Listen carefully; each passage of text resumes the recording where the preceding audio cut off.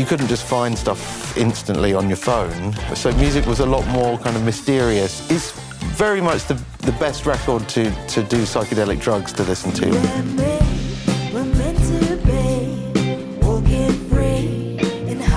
Looking back, I mean, we didn't like the term at the time, trip-hop, and there hasn't really been any revolutions in the last kind of 20 or 30 years. There's been no new kind of like punk rock or something to just wipe the slate clean. Things have just kind of naturally carried on from the 90s. We're working on a new album, so we've got a few songs already. If we feel like we've made a record that we enjoy, then the Morcheeba fans will enjoy it too.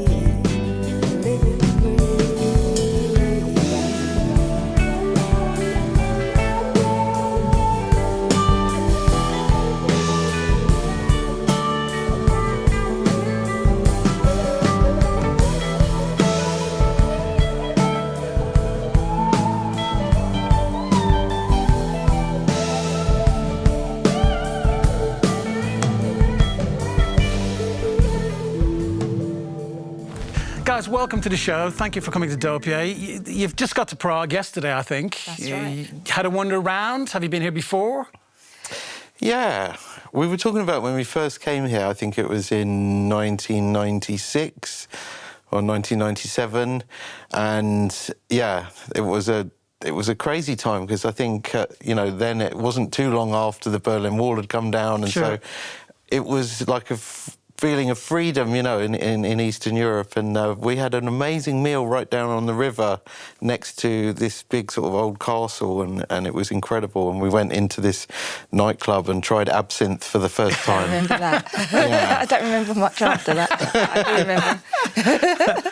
So that's quite a while ago. So you haven't been back since then? No, we've been back loads of times. Yeah. But that was just the first time. Yeah. Yeah. Okay. Yeah, I should imagine we've been here probably about 20 times, maybe 30. It's always one of our favourite cities to come to because it's just so laid back and cool and the people are so lovely.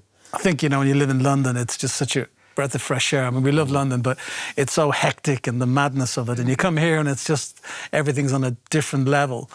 But the thing I love about here, particularly in dopeYEAH, is the kind of lack of cynicism, you get in London, being in the music industry.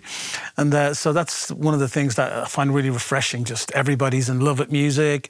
They're with you from the very beginning. There's none of that whole kind of folding the arms, impress me nonsense that you get in kind of London when you have to kind of impress the natives. You know what? It's changing. It used to be like that for us in London, New York, all of the major cities, and you did feel like you had to sort of work harder. But the last couple of gigs that we've done in London, it's like they're all, like they're over that, they've grown up with us and they've brought their kids back and they're just like ready to have a good time. So that's quite refreshing.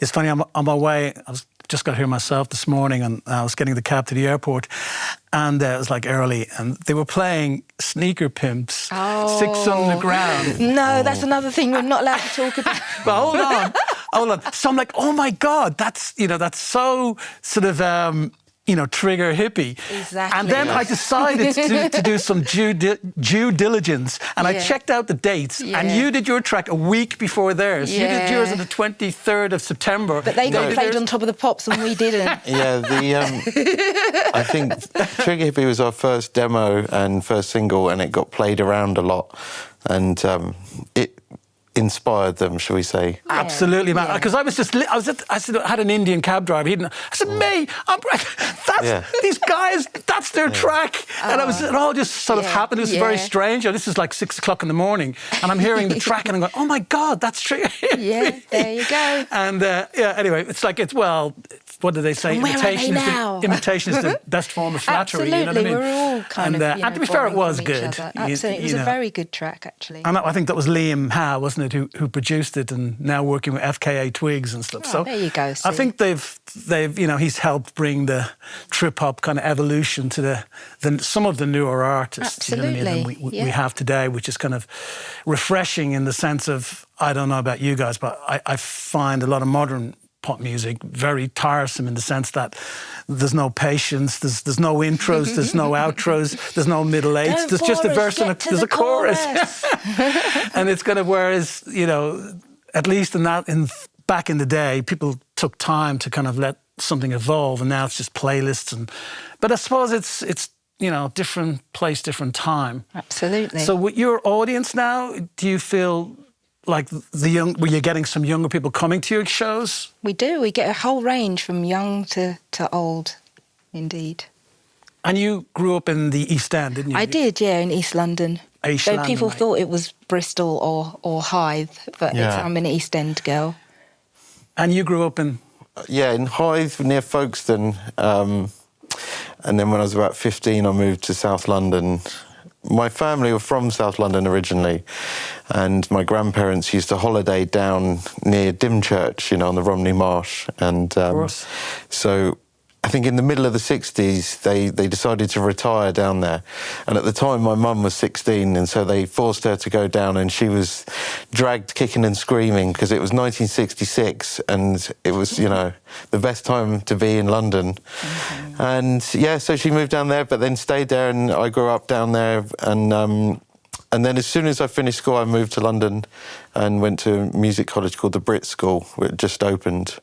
And just basically made music and bumped into Skye eventually at a party, and we just wrote loads of music and demos until we kind of got a sound together. And it was kind of not a coincidence, but I think a lot of people in Britain were influenced by similar things at the time. There was like sort of the ambient electronic music was coming up quite big, people like Aphex Twin, but we were also very influenced by people like the Wu-Tang Clan and like New York hip-hop that was quite dark and cerebral. It was before hip-hop went terrible. And in Britain at the time, the English accent didn't sound quite right rapping, so a lot of bands, instead of using rappers, decided to write songs, and have female singers. And I think us and Portishead and beats. Bands like Massive Attack sort of had the same idea at the same time. And we all had similar influences, but at the same time, we were quite distinct. Like, Portishead were very influenced by people like Lalo Schifrin and John Barry and that kind of spy soundtrack sound. And Massive Attack were more kind of like dubby and influenced by Jamaican music. And we were more kind of bluesy and a bit more like acid rock and sort of country. We both grew up listening to a lot of like old American roots music, and so we brought that to the trip hop umbrella. And the good thing about trip hop was that you could pretty much do anything you wanted as long as it had like a stone beat in the background. Down tempo. Exactly. So it was a very broad church, and then it also allowed us to bring lots of different influences in our songwriting.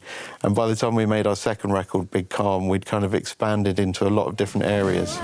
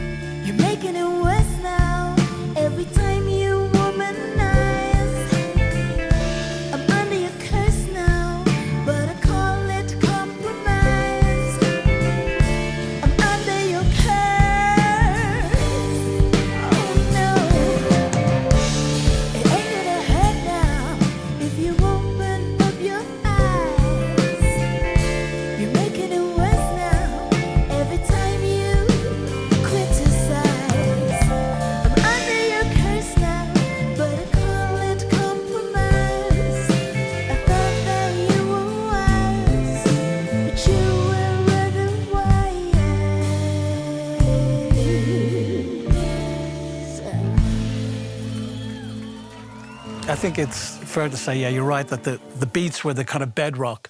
And then what made everything individual was the voices and the guitars, if anything, you know what I mean? Because you had, like, excuse me, Beth Gibbon, who was like very gothic nearly and so dark, and then you had you, which was more, dare I say, dreamlike and kind of ethereal.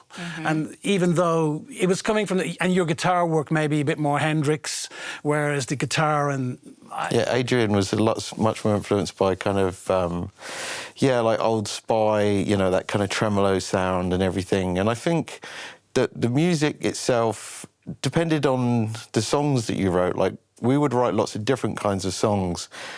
And instead of trying to shoehorn it into a production, we just used to follow the music and, like, this song sounds like it should go this way, or, you know. So after a while, even though we kind of got in the door with trip-hop because the record companies realised it was a hot thing and they were signing trip-hop bands, we kind of jumped on that bandwagon for a little bit and then jumped back off again as soon as we could. And looking back, I mean, we didn't like the term at the time, trip-hop, but looking back on it, it seems kind of cute, you know. I think it's not that bad. You know, you're part of a whole sort of genre of teaching younger artists now. Like, it's like blues, you know what I mean, or jazz, you know what I mean? It's a kind of a genre that's really respected.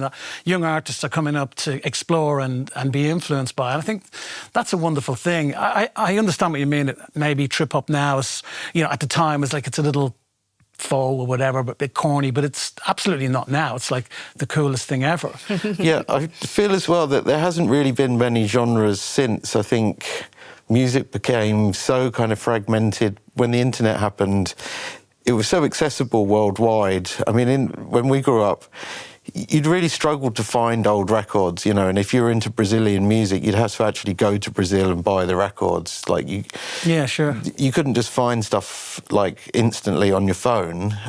So music was a lot more kind of mysterious, and there was a thrill in the hunt of finding music and stuff like that. Whereas now everybody can access everything all the time, and it's kind of like homogenized everything a bit. And there hasn't really been any revolutions in the last kind of 20 or 30 years. There's been no new kind of like punk rock or something to just wipe the slate clean. I think things have just kind of naturally carried on from the 90s, and in a way, we're lucky because we don't sound very dated. It's, you know, if you imagine between like 1950 and 1980, how much music changed, and compare that to how much music has changed between 1995 and 2025, it's like, it's hardly changed at all. I mean, you can listen to records that are 30 years old, and if they're on the radio, they could be a modern record. You know, you couldn't say that in the 80s. If a Little Richard song came on in the 80s, you knew it was 30 years old. Sure. Whereas now, music hasn't really, it's not like it's stopped evolving, it just kind of, it's just diversified into so many different things that it's difficult to tell any chronology or where it's from. You know, everything has kind of just been melted together. I kind of think it's patience as well, isn't it? There's no patience anymore. And I don't think that's kids' fault. It's just they're giving so much information to process. Of course, it's going to have that effect, like the playlist. They consume music via playlists now rather than having the patience to sit down. They consume music now by Sorry? TikTok. They consume music now via TikTok. Yeah. And as long as it's got a cool dance to it, and then maybe if that song takes off on TikTok, then you might get a hit from it. Yeah. I mean, yeah, it is all about context, I suppose. You know what I mean? Yeah. If you're a kid now, I suppose it's their time, it's the way they're consuming it. But I do think, you know, big tech has a big influence on that, to be honest with you. And it is very tough to be a kid at the moment and sort of find your way through all of this noise. Yeah, that is true. But, I mean, having said that, when we were kids, we didn't really listen to modern music. We listened to old music. Like, I listened to a lot of old ragtime blues, and you were into, like, country, weren't you? And I really couldn't stand, you know, you put on Top of the Pops and there would be, like, Duran Duran or whatever, and it's like, God, this is rubbish. And I just wanted to listen to John Lee Hooker or Jimi Hendrix, you know. So I think whenever you are, you always feel like shouldn't be in that time. You know, you always want to try to reach out and find music from other places because it kind of tells a story from a distant land, and, you know, and it sounds more exotic. And even though at the time I didn't really realise it, I think there was some great music that was made in the mid-90s, and we were very lucky to come up at that time and be surrounded by so many great bands that wrote so many great songs.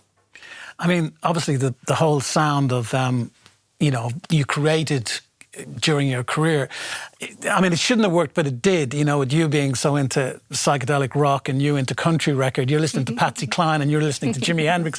In theory, it shouldn't work, but I think that's the beauty of when you come from these areas and somehow the chemistry comes together and you end up making tunes in a room and it just works for no apparent reason, it just does.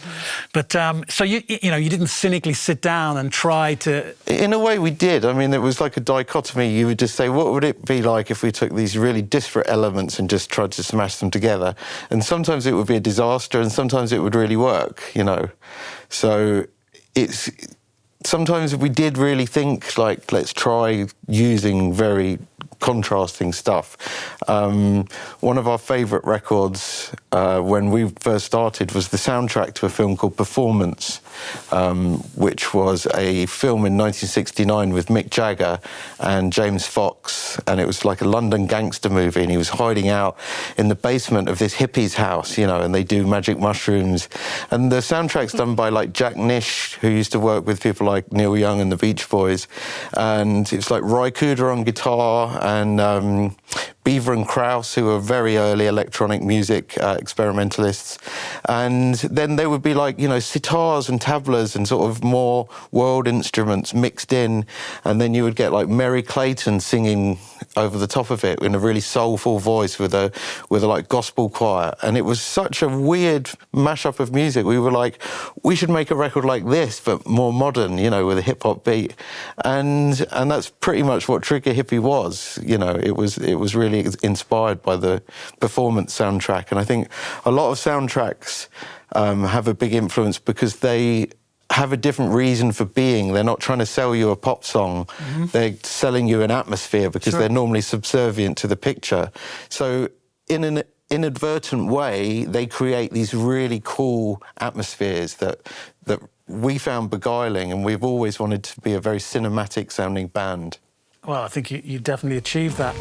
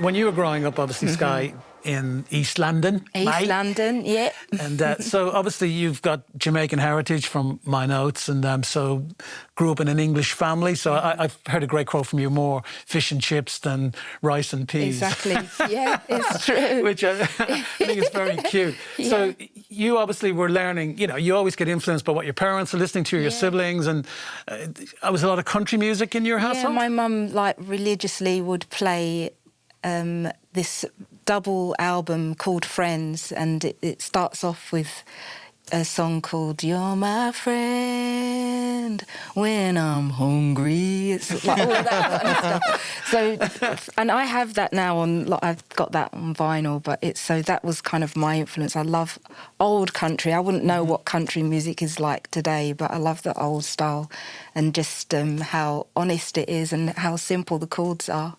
It's funny about country music. I was just thinking before you came, because I read some notes about, you had a lot of country influences, but it's the one kind of form of music that hasn't really gone global in the sense of you don't get Swedish country artists or, you know what I mean? It's very kind of contained within America. Right. It's American music. Anyone else doing it, it doesn't quite work. Yeah, that's true. There's no great English country band. It's always a little corny. It's, jazz has gone everywhere, pop, rock, but not country music. No. And funny enough, when we did try with part of the process, it's kind of got a country feel to it. It's got slide guitar on it at least. Yeah, I hear that. But it doesn't sound like you say, it's not like a country song exactly, because I don't have an American accent.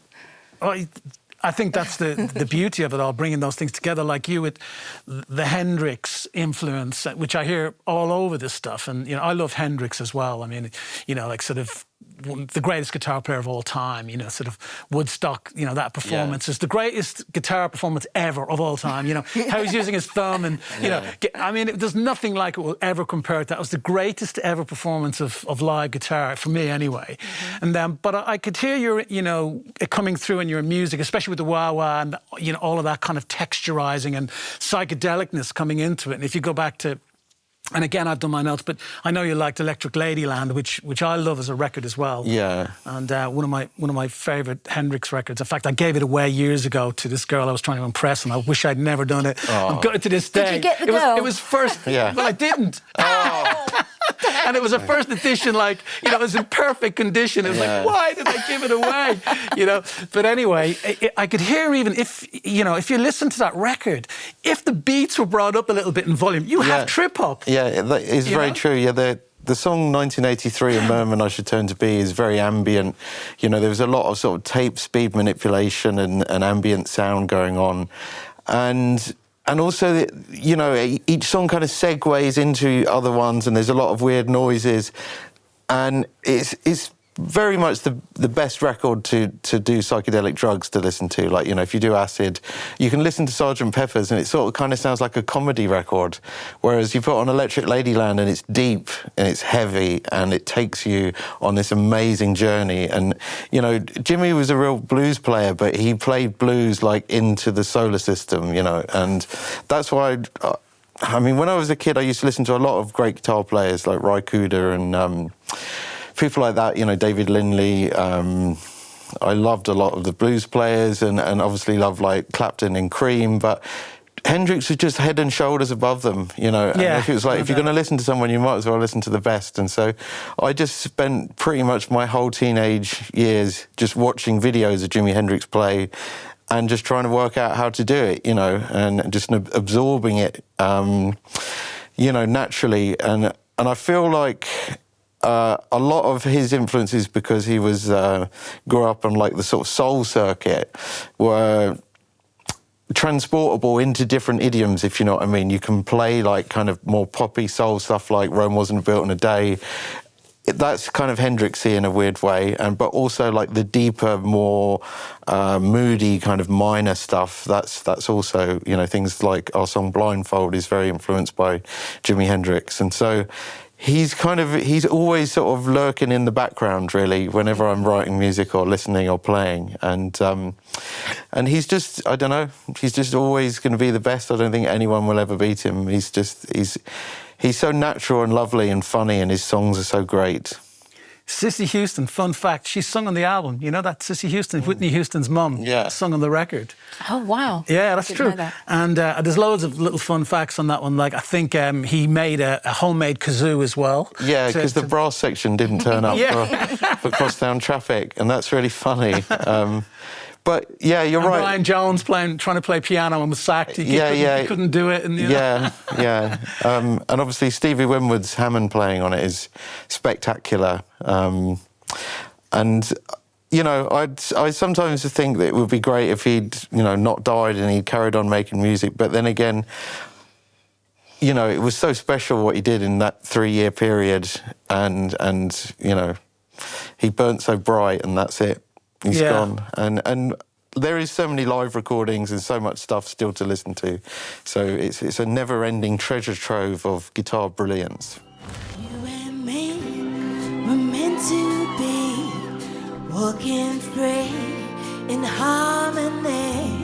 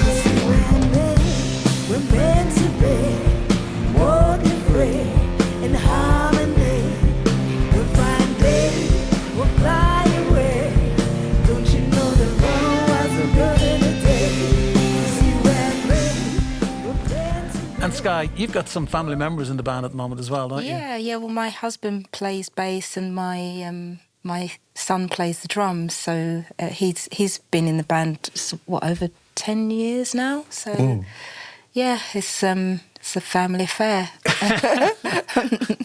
We're just going to train up the kids. Ross has got 2 daughters, so we're going to train them up so that we can just be completely self-sufficient. We don't have to pay them as much as professional musicians. That was an upside. You know, they've got a roof over their heads, they get fed. Brought you into being, you owe me. Yeah. That's true.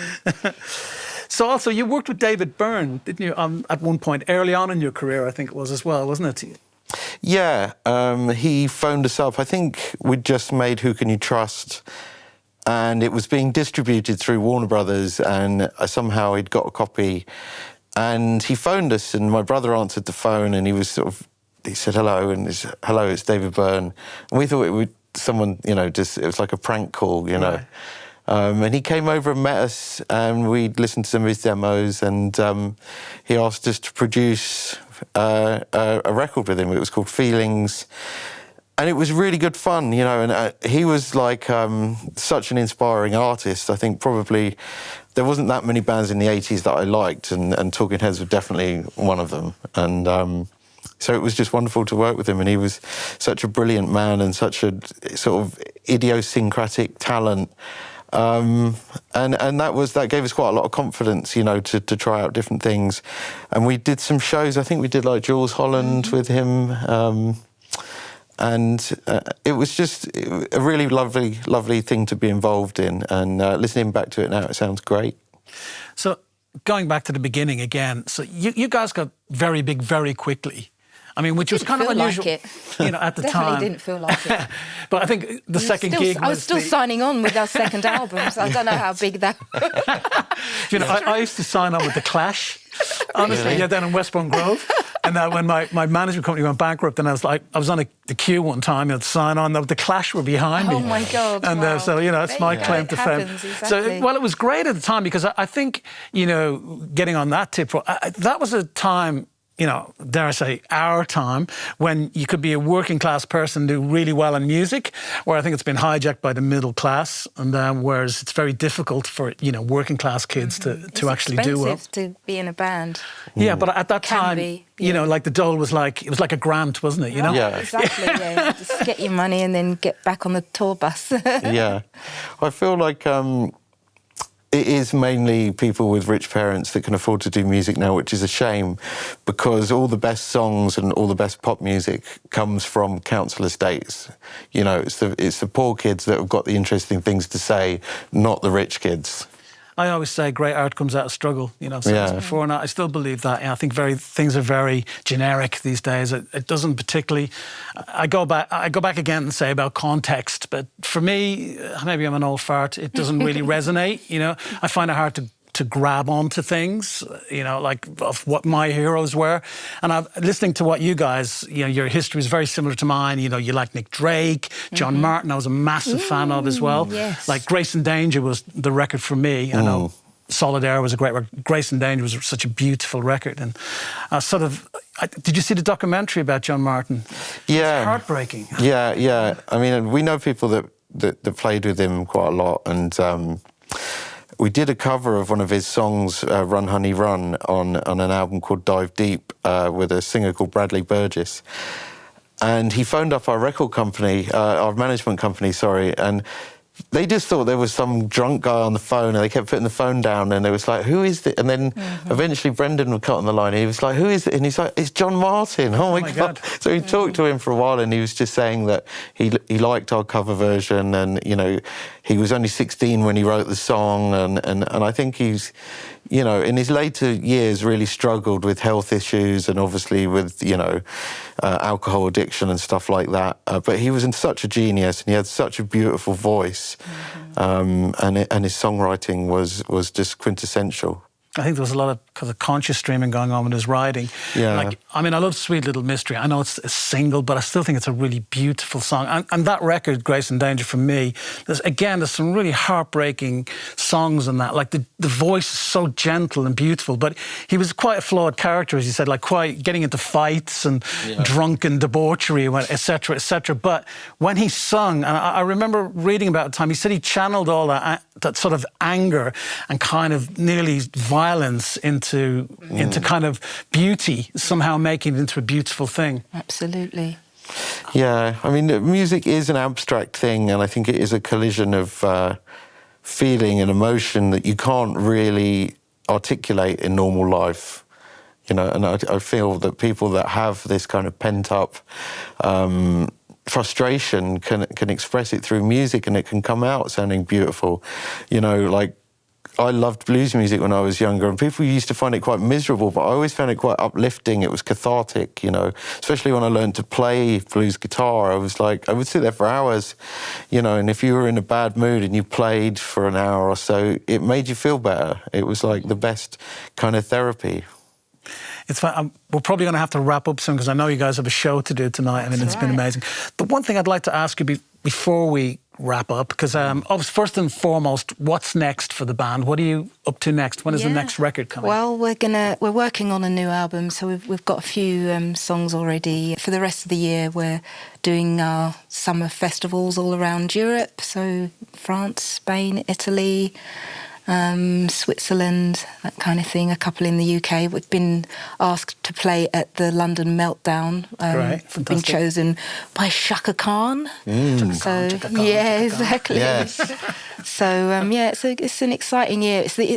We're kind of calling it the power of no, because we don't really want to do any shows. We wanted to focus on the new album. So we've been saying no to a lot of things, and but they still come back. So it's like, oh, go on then, we'll do it then. It's about having fun, isn't it? Yeah, exactly. If it's not serious fun, why bother? Totally. You learn that after a while, don't you? It's Absolutely. like, it's just not worth the grief. It's got to be. Yeah, it's got to be right and feel right, and not too stressful, you know. So yeah, I mean, when friends ask me what we're doing, I say, you know, I'm doing a lot of decorating in my house, raising my kids, and sort of doing some gardening, and then as a side hustle, I'm making a Morcheeba album.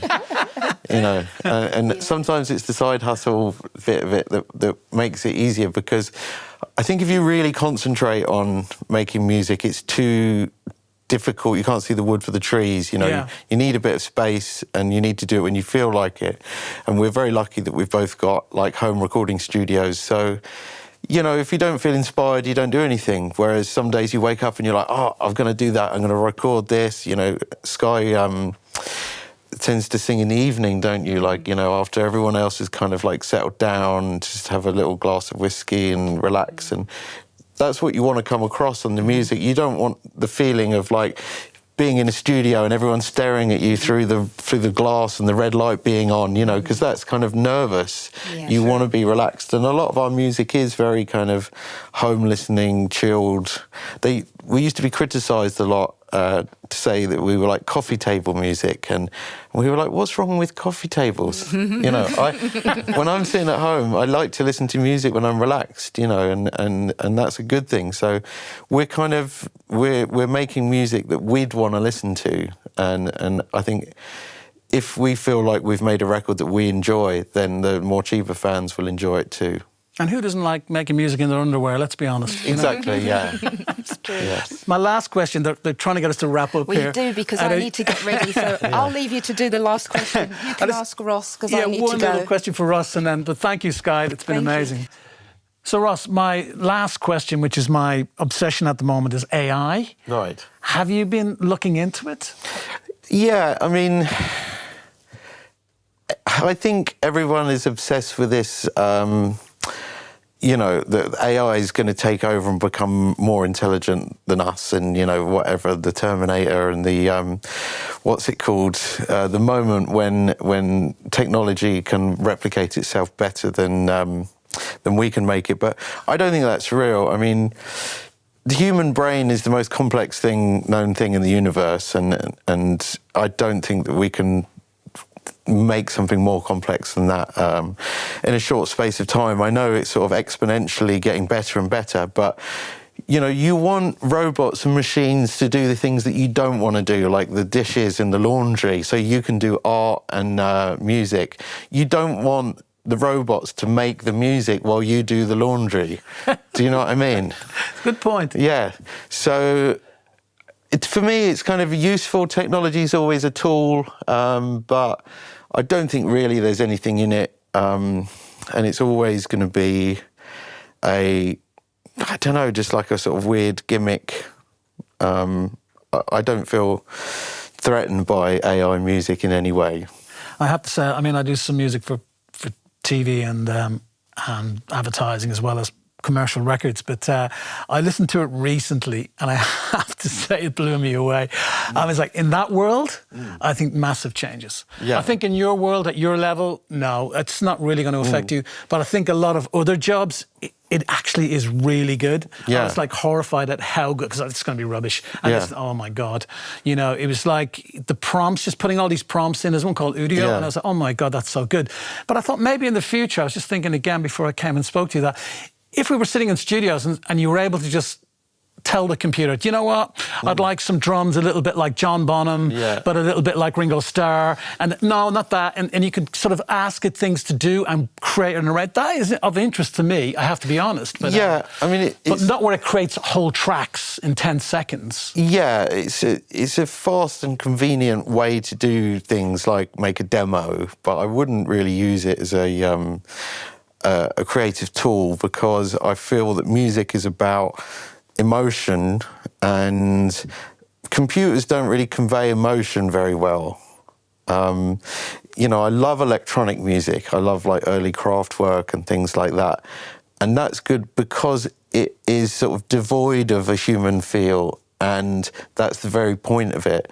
And I feel like just letting computers make music for you isn't ever going to be as good as a real musician playing. But, you know, it's like history. People were scared of radio, you know, so a lot of the musicians' unions in America wouldn't let their members' music be used on the radio. And so the only music that they could play were people that weren't in the music union, you know. And so that's why blues and jazz became so big, because they couldn't play the white union music in America.